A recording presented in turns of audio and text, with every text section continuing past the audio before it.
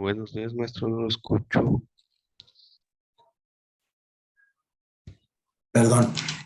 Buenos días a todos. Una disculpa, tenía desconectado mi micrófono. Les decía que vamos a dar unos minutitos, bueno, ya menos de un minutito para que sus compañeros vayan ingresando a la plataforma, bueno, a la sesión. Y en lo que ellos van ingresando, mándenme al grupo de microeconomía su nombre completo para que lo consideremos en la asistencia, por favor. Y bueno, pues ya tenemos bastantes de sus compañeros aquí listos. Entonces vamos a continuar o vamos a empezar. Vamos a ver el tema número 2. Bueno, vamos a ver el tema número 1 porque nos quedamos como a la mitad, porque explicamos cómo vamos a evaluar y vamos a tratar de continuar con el tema número 2 hasta donde lleguemos. Y al final de la clase voy a tomar unos 2, 3 minutitos antes para hacerles unas indicaciones de lo que vamos a trabajar esta semana. Así que, bueno, pues vamos a compartir la presentación, que es esta.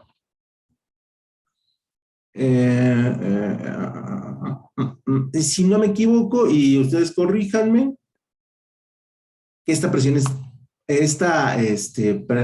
presentación es una de las que faltan. Nos quedamos en lo que es el hombre económico. Estuvimos viendo algunos elementos generales de la economía y luego los vínculos con la microeconomía, ¿no? Entonces, estábamos hablando del hombre económico, que es un elemento que existía en la economía, pero que este hombre, o esta mujer, porque también pueden ser mujeres, trabaja bajo el sentido de certidumbre. ¿Qué quiero decir esto? Que la mayoría de los recursos, la mayoría de los elementos a poder cubrir, esto es, las necesidades que tenía que cubrir para la sociedad, para su reinado o para el lugar donde él habitaba, eran muy controlables. Entonces, el hombre económico existe como un elemento en el cual, según la teoría económica, el objetivo de utilidades era lo que empujaba al hombre y sus negocios para emplear el máximo de sus sueldos, sus ganancias, sus recursos, ¿no? Y este modelo económico se basa en el supuesto de que todo individuo evalúa las alternativas económicas a su disposición, eligiendo lo que produce mayor utilidad monetaria. Entonces, aquí el hombre económico siempre decía, pues en lugar de sembrar hortalizas o sembrar semillas o sembrar granos, no, vamos a hacer guerra para conquistar a los pueblos y robar metales y comerciar esclavos y que se nos pague tributo. Así funcionaba la economía o el modelo económico donde el hombre se le considera económico. Aquí no teníamos un equilibrio en decir, bueno, en lugar de hacer la guerra, podríamos establecer colonias de cultivo para que nuestro pueblo fuera autosustentable y pudiéramos generar ganancias a través de la venta de nuestros productos, ¿no? Cosa que durante muchos años, muchos pueblos, los romanos, los griegos, las grandes monarquías como los ingleses, como incluso los escoceses, aunque estaban dominados, y los españoles, no se diga, pues trabajaban bajo el concepto de la guerra. Incluso, si ustedes lo revisan hoy en día, los Estados Unidos trabajan bajo el concepto del hombre económico, donde prefieren hacer la guerra o hacer una combinación de hombre económico con hombre administrativo, donde prefieren hacer la guerra que dedicar el presupuesto de la guerra a investigación de nuevos productos y nuevas alternativas. Y así, tristemente, bueno, pues el mundo funciona, ¿no?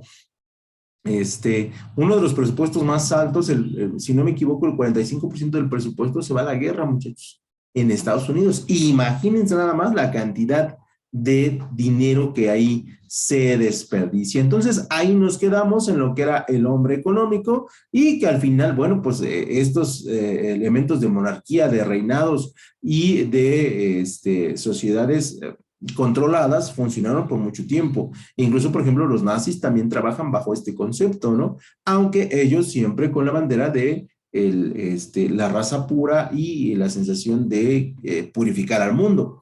Pero en la realidad, en las entrañas económicas, se buscaba que los gobernantes trabajaran bajo el enfoque del hombre económico.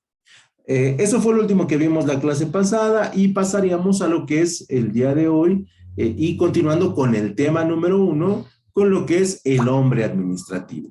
Y este hombre administrativo es un modelo económico o un modelo de análisis económico en general, descubierto o planteado por Herbert Simons en 1959. Hace apenas, pues estaremos hablando de 70 años, o 73 años, donde se establece que el enfoque de la teoría económica no describe lo que ocurre en la realidad. Ya a partir de los 60 empezamos a ver una nueva realidad. ¿Por qué? Porque hay una expansión en la población y al haber una expansión en la población, el poder manejar a una población con cada vez más necesidades se vuelve cada vez más complejo. Y esto lo trasladamos a las empresas, muchachos. Empresas pequeñas son fáciles de administrar, empresas medianas son un poco más difíciles de administrar, pero las empresas gigantescas en realidad son extremadamente complejas de administrar. Y bueno, el ejemplo más claro que tenemos en esta semana es Twitter, ¿no? Que es una empresa que había estado con ganancias muy buenas, con ganancias sostenidas, pero que no compite, por ejemplo, con TikTok, ¿no? No puede competir con TikTok y seguramente está por debajo de Facebook. Y eso, si bien les dejaba mucho dinero, pues ahora que la adquiere Elon Musk, pues busca generar mayor ganancias, ¿no? Porque finalmente de eso se trata cuando alguien compra una compañía.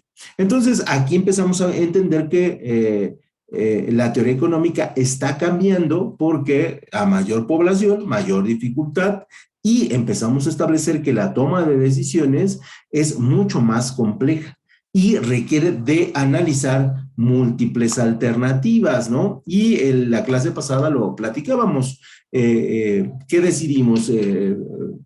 ¿Medicinas para gente con cáncer o decidimos comprar vacunas anti-COVID? Y entonces ahí pues hay un riesgo de decisión y al mismo tiempo hay un riesgo pues a la población que estamos afectando.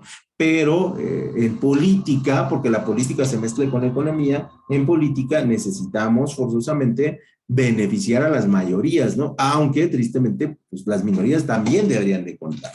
Pero bueno, así sucede ya en la actualidad en el hombre administrativo y esto crea situaciones de conocimiento imperfecto y falta de certeza. Cuando ustedes tomen una decisión, van a tener que afectar otra situación que ustedes hayan establecido. Esa es una regla, no solamente de los seres humanos, sino de los elementos económicos. Y nosotros estamos dentro de las leyes económicas. Este concepto se le llama el costo de oportunidad. Ustedes quieren comprarse unos cigarros y unas cervezas, pero no les alcanza. Y entonces, ¿cuál eligen? ¿La cerveza o los cigarros? Y entonces ustedes ya podrán decidir, pero si optan por uno, dejan otro, ¿no? O compran los cigarros, compran la cerveza, pero no compran la botana. Y entonces a eso se le llama el costo de la oportunidad. Ustedes están decidiendo entre tres variables cuáles variables les satisfacen más. Y así funciona la economía. Desafortunadamente, cuando hablamos de economía, hablamos de N cantidad de variables y por eso es muy difícil ser certeros y poder beneficiar a toda la población, ¿no? Por lo tanto, empezamos a entender qué nos deja más y qué nos beneficia más, y aquí es donde viene el problema en cuestión de política y no de economía, ¿no? La mayoría de los políticos utilizan la economía como una estrategia para generar votantes, ¿no? Y estos votantes pues no necesariamente están enterados de lo que hicieron y no necesariamente se ven beneficiados de las políticas por el cual el gobierno, que ellos votaron tiene estas acciones, ¿no? Entonces, es ahí donde la economía tiene problemas. Si ustedes hablan del marxismo, si ustedes hablan del socialismo, si ustedes hablan del capitalismo, en la teoría son elementos, son modelos perfectos. Lo que les viene a afectar en todos los sentidos son los políticos y las decisiones que toman acerca de el beneficiar a ciertos o no sectores de su población. Entonces, en ese sentido, a eso se refiere el hombre administrativo. Trata de mejorar a toda la población, pero sin embargo, alguna de esa población no se va a ver totalmente beneficiada de la decisión que está tomando. De hecho, nosotros lo vemos cuando somos padres de familia, que tratamos de ser muy parejos con todos los hijos, pero desafortunadamente habrá uno al cual pues no se vea beneficiado en algún momento por alguna adquisición que hicimos o alguna toma de decisiones que realizamos, ¿no? Y bueno, pues estas son las realidades que se plasman ya en lo personal, ya en lo vivido en las familias de cualquier país del mundo, en relación a las decisiones que tomamos. Y en ese sentido, ya más adelante, March y Simon, en el 58, indican que debido a estas características, las decisiones siempre se toman en base a un modelo limitado. Ojo, cuando ustedes, y esto tiene que ver con los administradores, cuando ustedes tomen una decisión, aunque quieran que sea la mejor, aunque quieran que no afecte a nadie, al final va a afectar a algunos, porque la decisión está basada en un modelo limitado. Y ese modelo limitado tiene que ver con la cantidad de información que tenemos, con la cantidad de información que nosotros podemos procesar y con la cantidad de información que el elemento que estamos decidiendo va a absorber. Entonces, esta es una realidad, muchachos. Siempre que tomen una decisión, su decisión va a estar limitada. Puede que sea muy amplia, pero al final no va a abarcar el 100% o la solución total. Esa es una realidad, ese es digamos que un principio de vida, ¿no? Por lo tanto, lo que ustedes deben analizar es la situación real y cómo resolverla en el mundo real. Porque ese es uno de los grandes problemas, ¿no? Que le pasa a muchas personas. ¿Qué pasa si yo me saco la lotería? Y empieza nuestro cerebro ¿a qué? A caminar, a caminar, a caminar. Desafortunadamente, el sacarnos la lotería no está dentro del mundo real. Sí pasa, pero le pasa a muy pocas personas en relación a una población. Imagínense que en la Ciudad de México, si no me equivoco, son 9 millones de habitantes. Y de 9 millones de habitantes, en un año, solamente seguramente 100 o 200 personas se sacan la lotería. Si pasa, sí. ¿Cuál es el porcentaje de éxito? Bueno, muy pequeño, muy pequeño. Por lo tanto, siempre debemos trasladar las soluciones al mundo real, no al mundo en el que nosotros pensamos que existimos, que ese es uno de los problemas de la política, no solamente del país, sino prácticamente de todo el mundo, que los políticos viven en una realidad que no es la realidad de las personas de clase media baja y de clase baja y los que viven en la pobreza extrema. Entonces, ahí se plantea que siempre hay que conocer el medio para poder opinar y para poder resolver sus dificultades, porque incluso los políticos para eso se rentan, para resolver la problemática del pueblo, a través de sus salarios que deberían o que tienen que ser muy buenos, pero siempre en beneficio del pueblo y no en beneficio de ellos mismos.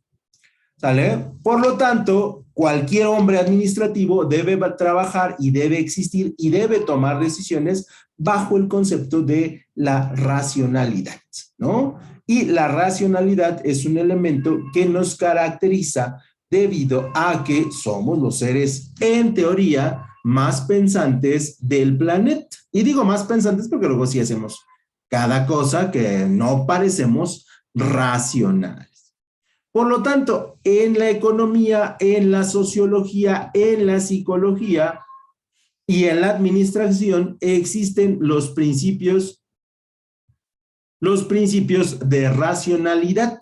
Y estos principios se deben aplicar pues prácticamente a todos los seres humanos. Y la racionalidad económica, que es la que nosotros estamos estudiando, consiste en seleccionar entre diferentes alternativas la mejor.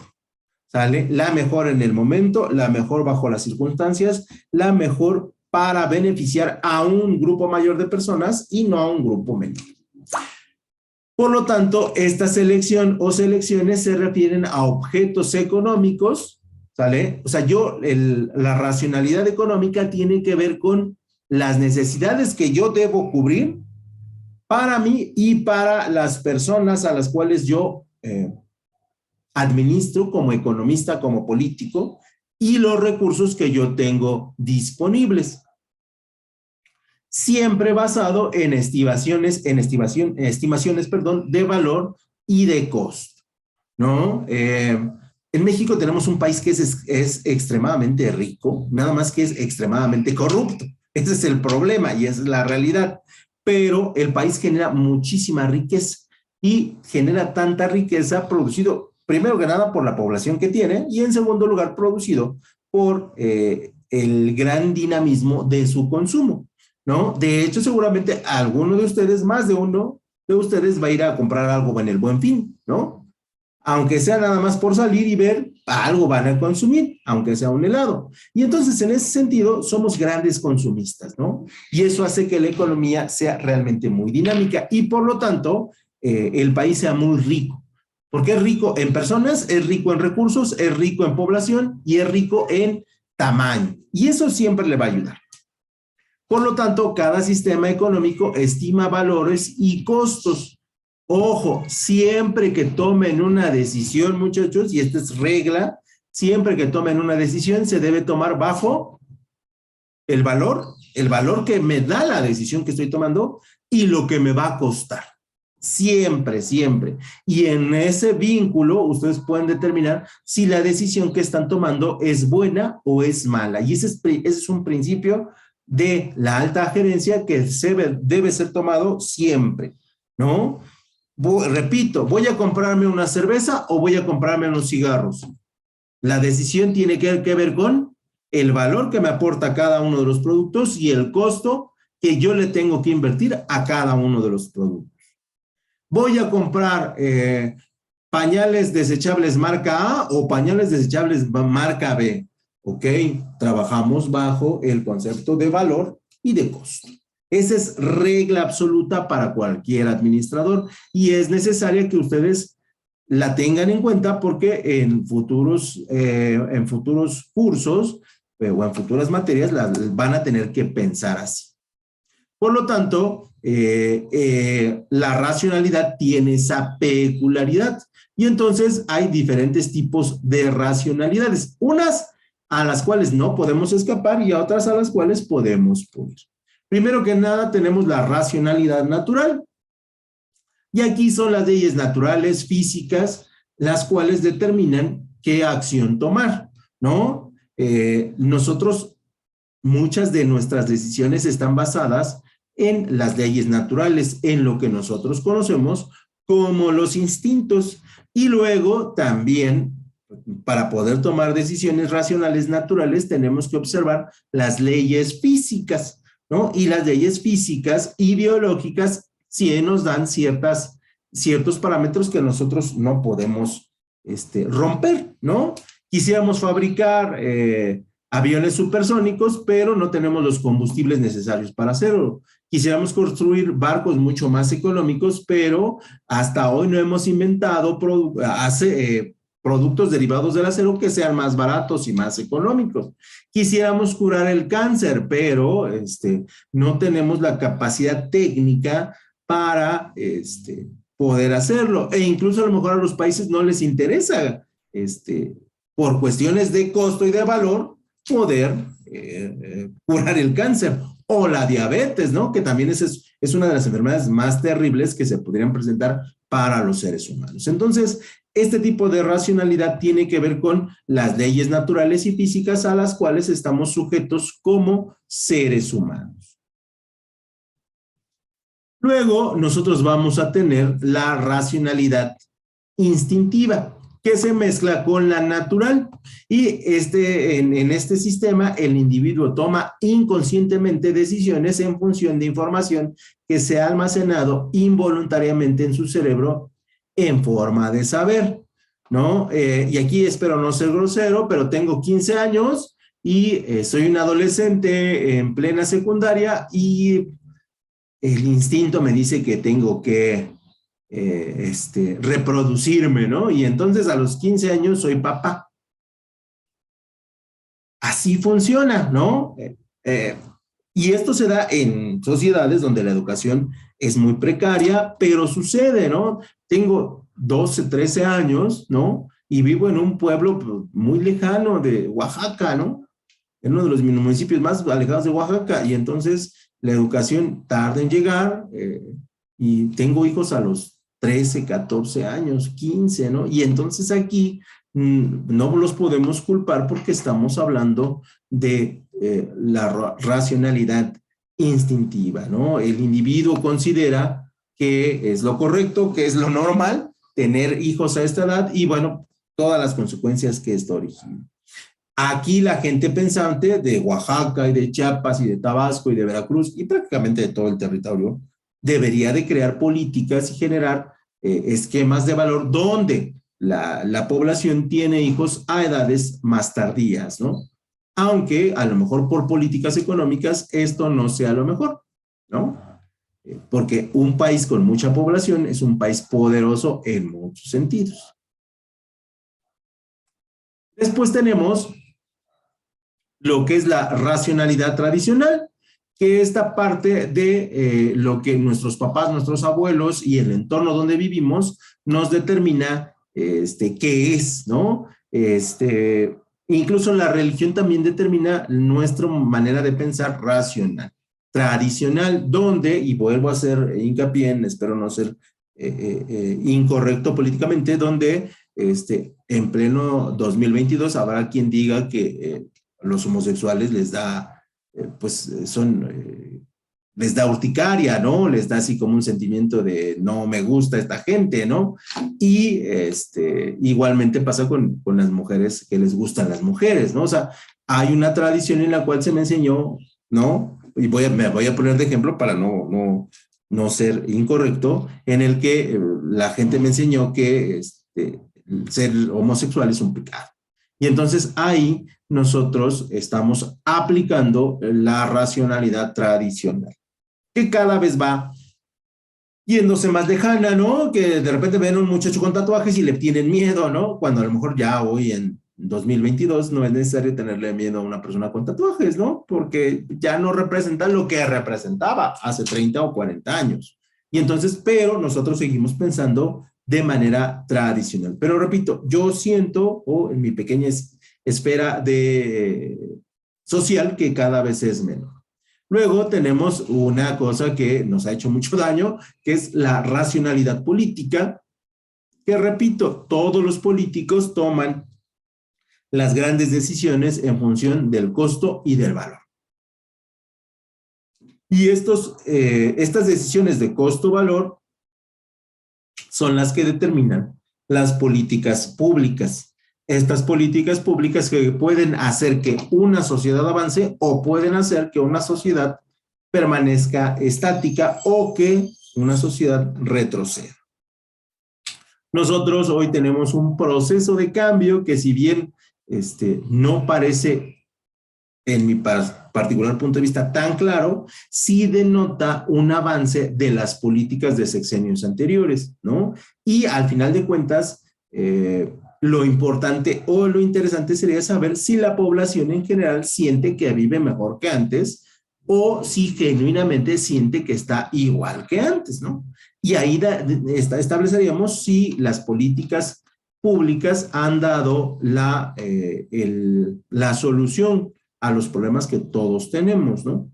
Y repito, no es lo mismo las políticas de la Ciudad de México que las políticas de Puebla, que las políticas de Oaxaca, que las políticas de Tabasco, que las políticas de Yucatán, porque dentro de México hay muchos Méxicos, ¿no?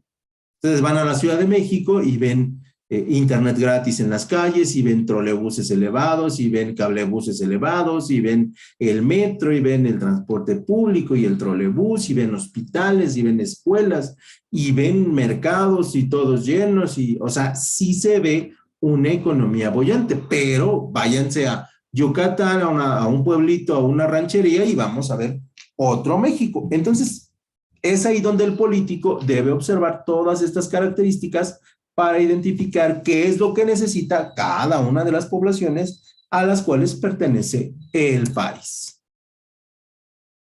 Y luego tenemos la racionalidad financiera necesaria para los administradores, ¿no? Esta es fundamental que los administradores la tengan en cuenta. Y en esta racionalidad financiera basamos las estimaciones de costo y valor basada en cálculos ¿qué? Monetarios, ¿no? Una regla del administrador es que debe manejar bien sus dineros, ¿vale? No puede el administrador llegar a fin de 15 y decir ya no tengo dinero, ¿no? Sería increíble y sería impensable. ¿Por qué? Porque no está dentro de su formación que un administrador no tenga la capacidad de manejar sus recursos. Es por ello que en muchos administraciones estatales, locales, municipales e incluso en secretarías, el trabajo del administrador financiero sea un trabajo fundamental. Y de hecho, no sé si han escuchado hablar de la UIPE, la Unidad de Inteligencia Financiera. La Unidad de Inteligencia Financiera es un órgano desconcentrado del gobierno federal que se encarga de verificar que los estados, que los municipios, que las secretarías estén manejando correctamente sus recursos. Esto con la intención de que no se roben tanto dinero. Por lo tanto, el buen manejo de las finanzas o de los dineros nos ayuda muchísimo en poder avanzar. Ya para nosotros como iniciativa privada, generar ahorro es fundamental. A veces pensamos en generar ahorro un año y eso no es ahorro.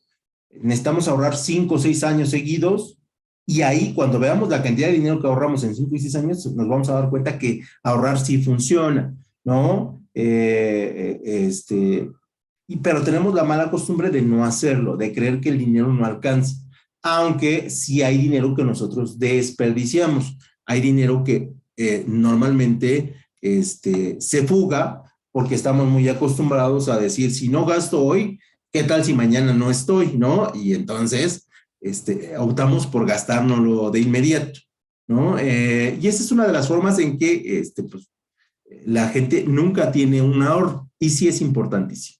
Dejamos la racionalidad y pasamos a los principios seguimos con la racionalidad económicos dentro de la empresa, ¿no? Aquí siguen los principios, pero desde el punto de vista de la empresa. Y prácticamente son los mismos, solamente le damos un enfoque.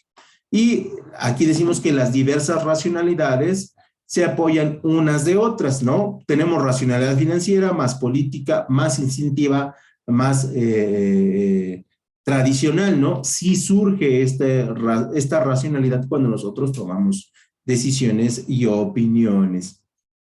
Lo importante es que cuando nosotros lo vamos a hacer en la empresa, podamos tener la capacidad de analizarlo todo muy claro y todo muy preciso, con la intención de establecer pues los mejores resultados para la empresa, basados en que, bueno, pues nosotros tenemos la obligación de dar resultados correctos y dar resultados a partir de que nosotros estamos rentando nuestro trabajo para el máximo beneficio.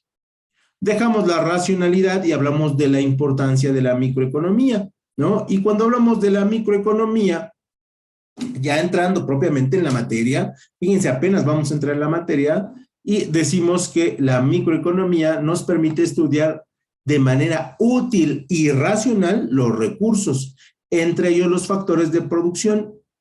Los factores de producción son, aquí nota, el trabajo, porque esa es pregunta de examen, ¿cuáles son los factores de producción? Y los factores de producción, son el trabajo, el trabajo, la tierra y el capital. Por lo tanto, la microeconomía va a estudiar los factores de producción y sus diferentes ramificaciones. Si yo estudio el trabajo, estudio el consumo. Si yo estudio la tierra, estudio la capacidad de instalar ciudades, poblaciones, pueblos, municipios o estados, y a eso genera movimiento económico. Y el capital, ¿dónde se va a poner una persona que quiere invertir en un país? En un lugar donde es seguro, en un lugar donde hay mucha población, en un lugar donde los salarios no son tan altos, o en un lugar donde la gente es altamente capacitada para ejercer su trabajo. ¿Sale? Por tanto, la microeconomía, repito, estudia los factores de producción como la tierra, el trabajo y el capital, y esto lo hace para mejorar la situación social de la población en la que existe. ¿Sale? Por lo tanto, esa sería, primero que nada, la importancia de la microeconomía. Y aquí cerraríamos el tema número 1, corto la transmisión de esa plantilla y pasamos a la presentación del tema número 2. Solamente pues, vamos a ver una pequeña parte porque no nos va a dar tiempo, ¿no? Ya más nos quedan 7 minutitos. Y vamos a hablar en el tema número 2 del análisis microeconómico. Y aquí tendríamos que establecer que el análisis microeconómico tiene que ser a partir de la tierra, del trabajo y del capital. Eso es lo que vamos a ir estudiando y sus diferentes ramificaciones. Por lo tanto, cuando hablamos de la importancia, ahorita hablamos del campo de acción. Y en el campo de acción, la microeconomía va a estudiar el comportamiento individual. Porque hoy estamos déjenme, les digo, porque el 18 al 21 de noviembre buscamos comprar productos en un llamado Buen Fin. Porque la microeconomía estudia los comportamientos que nos hacen adquirir diferentes productos. ¿Sale? Porque hoy necesito pintarme el cabello de verde al ser adolescente, porque necesito yo en edad productiva, a partir de los 25 o un poquito más, empezar a pensar a comprarme una casa, a comprarme un terreno, ¿no? Porque las mujeres, a partir de los 20, de los 25, quieren empezar a pensar en casarse y tener una familia. Y todas estas variables las estudia la microeconomía. Por lo tanto, el campo de acción tiene que ver básicamente lo que la microeconomía va a estudiar, punto número 1, a los consumidores. ¿Por qué el consumidor quiere lo que quiere? Porque un adolescente de 20 años quiere cambiar su smartphone cada año, cuando el smartphone es funcional, ¿no? Punto número 2, las decisiones de la empresa. ¿Por qué cada año tengo que mandar o sacar nuevos modelos de iPhones o de smartphones para que la gente los consuma, aun cuando tienen ligeras mejoras? Y en tercer lugar, la microeconomía va a estudiar el mercado. ¿Dónde voy a vender mis smartphones? ¿En las ciudades con densidades poblacionales a más de 2 millones de habitantes o en poblaciones con economías donde el salario mínimo sea por ahí de los 300 o 400 pesos diarios? ¿O voy a vender cuántas unidades o voy a vender unidades más baratas para que todo el mundo la compre? Y finalmente, la microeconomía va a estudiar el equilibrio de los mercados. ¿Sale? Si no hay equilibrio, normalmente se dan las crisis económicas y eso lo controla básicamente el Estado a través de las políticas públicas.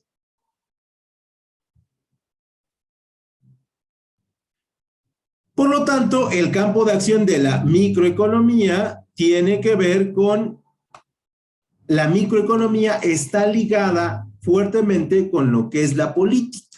Y la política se va a encargar de analizar los procesos sobre los cuales los consumidores y las empresas toman sus propias decisiones en función de los recursos o de la escasez de los recursos. ¿Vale? ¿Por qué Monterrey se quedó sin agua? Bueno, pues porque tenemos a Heineken y porque tenemos a Grupo Tecate y porque tenemos a las cementeras, que son las que más agua consumen de toda la industria, ¿no? Y fue por ello que se quedaron pues como 4 meses sin agua. Esa es la rama, los políticos decidieron que así funcionara y de alguna otra manera pues los políticos determinaron que la población sufriera este embate, ¿no? Al determinarse esto, las políticas federales se activan y al ser un municipio, al ser un estado altamente productivo, pues evidentemente le tienen que dotar de recursos y si no saben, en Monterrey se va a construir un acueducto para llevarles agua y que el agua pues siga fluyendo, ¿no? También dentro del campo de acción de la microeconomía tenemos que representar la realidad observada.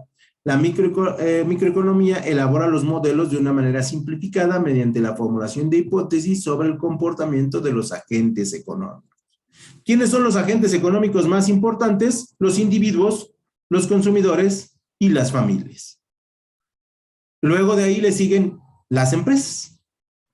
Y entonces yo observo la realidad porque hoy un adolescente de 18 años se quiere pintar el cabello de verde, o de amarillo, o de rojo, o multicolor. ¿Qué lo motiva?